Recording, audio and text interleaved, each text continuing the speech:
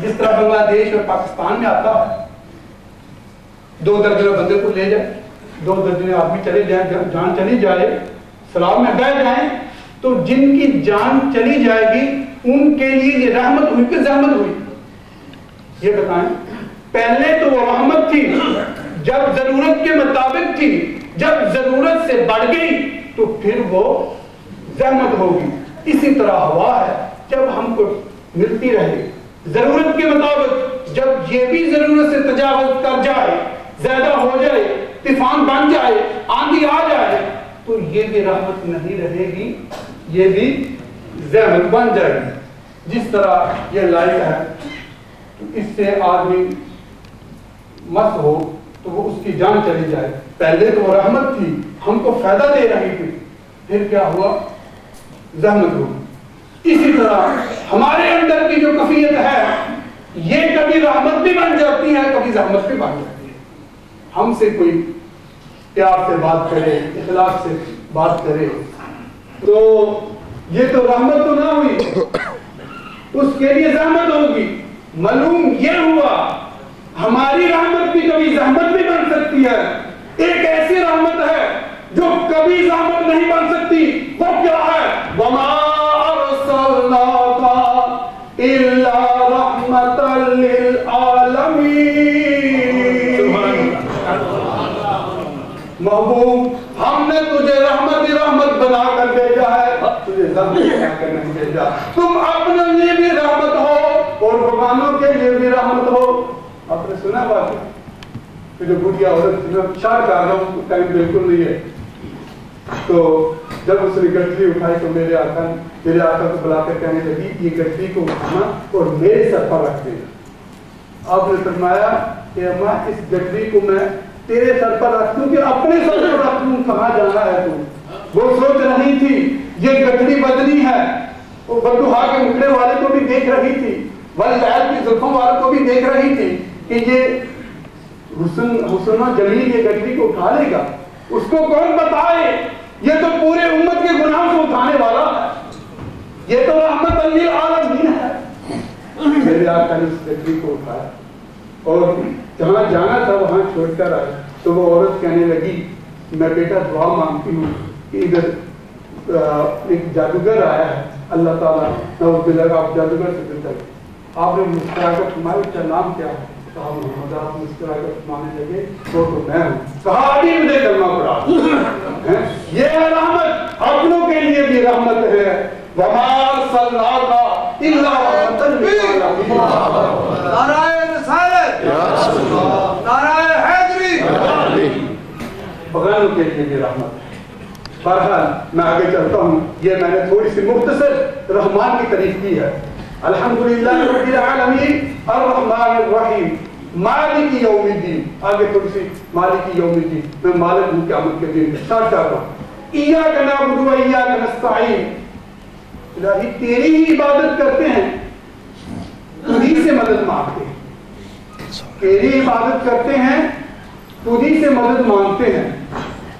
اگر ہم عبادت کریں نہیں, عبادت تو وہ ہے کہ ایک فرض کے بعد نفل ادا کیے جائیں, فرض کے بعد ذکر کیا جائے. ذکر ایک قلب کو اطمینان بخشتا ہے. قلب کا دل کا جو زنگ ہے ذکر سے اتر جاتا ہے. پھر بھی جتنی تاکید قرآن پاک میں نماز کی آئی ہے اتنی کہ اس کے بعد ذکر کرو. تو مگر افسوس سے کہنا پڑتا ہے, میں کچھ باتیں تھوڑی سی کڑوی کروں گا, ہو سکتا ہے آپ کو محسوس کریں, میں معافی چاہتا ہوں. بہرحال میں یہ چاہتا ہوں کہ کچھ باتیں کر جاؤں جو حق اور صاف کی باتیں ہیں. افسوس کی بات یہ ہے کہ جب اپلائی کیا کہ مسجد کی خدمت کے لیے کوئی آدمی چاہیے جو مسجد کی آ کر خدمت کرے, ان کی ضرورت تو 4 5 6 10 جتنے بھی ہے.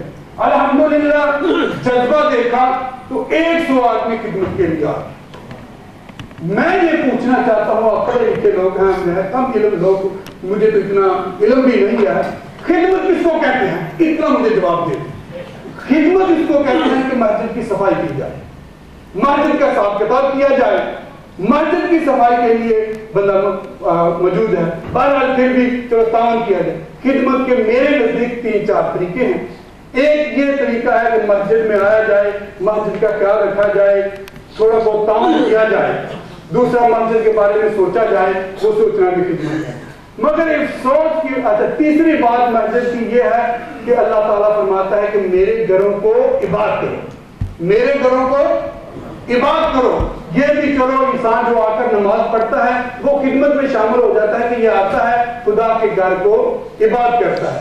افسوس کی بات ہے 1 سال ہو گیا مجھے ادھر رہتے ہوئے, مسجد میں کبھی 3 نمازی صبح کے ہوتے ہیں, کبھی 2 نمازی ہوتے ہیں, کبھی اکیلا 1 نمازی ہوتا ہوں.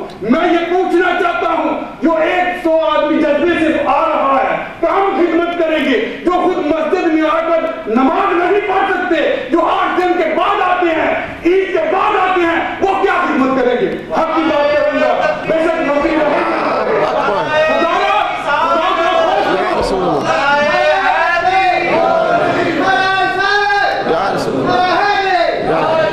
اپنے گریبان میں جان کر دیکھو, یہ رات رہنی نہیں. بڑے بڑے وزیر اعظم چلے گئے, دن کو تھے تو وزیر اعظم, رات کو سوئے ہوئے تو صبح اٹھے تو وزیر اعظم ختم. مگر خدا کا خوف کرو, کوئی دل میں حقیقت میں یہ سوچو ہم کس کے لیے جا رہے ہیں. تو یہ دنیا میں بات رہ جانی ہے. خدا وَأَقِيمُوا الصَّلَاةَ, میری بات نہیں ہے, قرآن کی بات ہے. میری بات ہو, کسی محقق کی بات ہو تو غلط ہو سکتی ہے, مگر قرآن کی بات غلط نہیں ہو سکتی.